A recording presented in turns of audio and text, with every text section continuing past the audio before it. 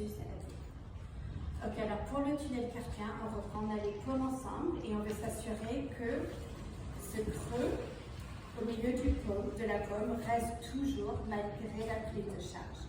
Alors si je mets mes mains par terre maintenant, comment faire pour éviter d'écraser le tunnel? Alors on va commencer sans mettre de prise de charge. On va faire ce que j'appelle le pamplemousse. Le pamplemousse veut dire que j'ai une flexion dans toutes les jointures de ma main. Et quand j'appuie dans le pamplemousse, je veux garder la forme du pamplemousse. Tu veux essayer? Quand je fais le pamplemousse, je veux assurer de garder la forme du pamplemousse. Ce qui a tendance d'arriver, c'est que le pamplemousse devient comme, je sais pas, une poire ou quelque chose. Oui? Et là, on perd la force. Alors, on veut vraiment garder cette force des fléchisseurs. Ok? Ça, on va le répéter. Et ça, en passant pour les gens qui ont le tunnel carpien, ça c'est une petite parenthèse, on fait plein de différents mouvements, dans plein de différentes positions, en sachant que les muscles de la main relient avec la main part. Alors, si on peut aller chercher des nouvelles combinaisons de mouvements pour soulager celle qui a causé le malaise. Okay? Ça, c'est juste une application thérapeutique entre parenthèses. Alors, ensuite, je prends mon pamplemousse et je le mets par terre pour avoir deux demi-pamplemousses. Okay? Et regardez les mains pour assurer que c'est bel et bien un pamplemousse, un dôme, et non une poire ou une autre forme qu'on cherche pas. Même le petit doigt, regardez les petits doigts. Okay. Alors, là, je vais faire comme si mes doigts sont collés au sol et je vais essayer de ramasser mon tapis. Ça s'appelle une force concentrique où j'active les muscles sans les bouger, sans bouger la région. Ouais, regarde même tes pouces, assure qu'il y a des pamplemousses là-dessus. Ok? Alors, comme si je voulais ramasser le tapis, est-ce qu'on sent quelque chose se réveiller dans le milieu de la paume? Tout le monde sent ça? Ok, c'est ce qu'on veut garder, même quand la main va être à plat ensuite. Je vais faire la même chose, sauf que je vais avoir les jointures de la main qui touchent le sol, le reste des doigts aussi, le pouce aussi, mais la paume elle ne touche pas le sol. Et je vais faire exactement la même chose, je vais appuyer dans le tapis et comme si le poignet ne touche pas, comme si les doigts sont collés au tapis, je vais essayer de ramasser mon tapis.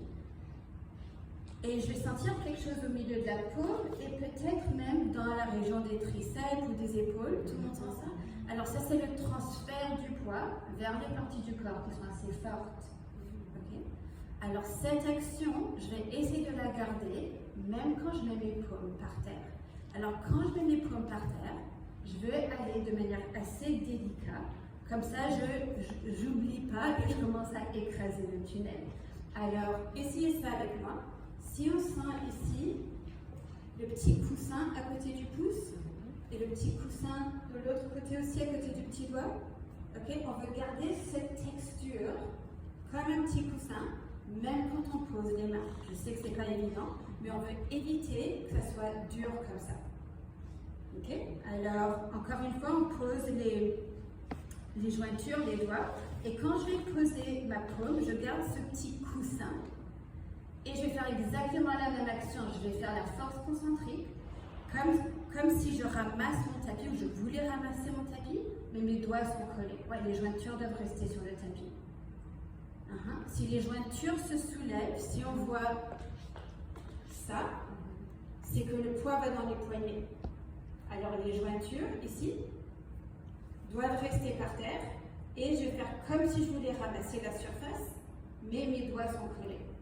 Et on va sentir une petite succion à l'intérieur de la paume. Est-ce que tout le monde sent ça? Okay. Alors, une de mes profs appelée la coccinelle, on veut assurer que la coccinelle reste vivante. Ouais, on va lui donner une petite place en dessous de ce dos. C'est bon?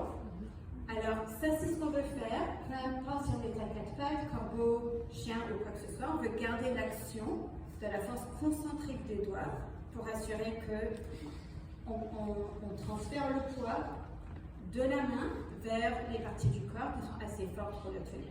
Pour la planche. Tout est, à chaque fois qu'on est par terre. Merci. Tu peux arrêter, on va faire un deuxième. Arrête. On va faire un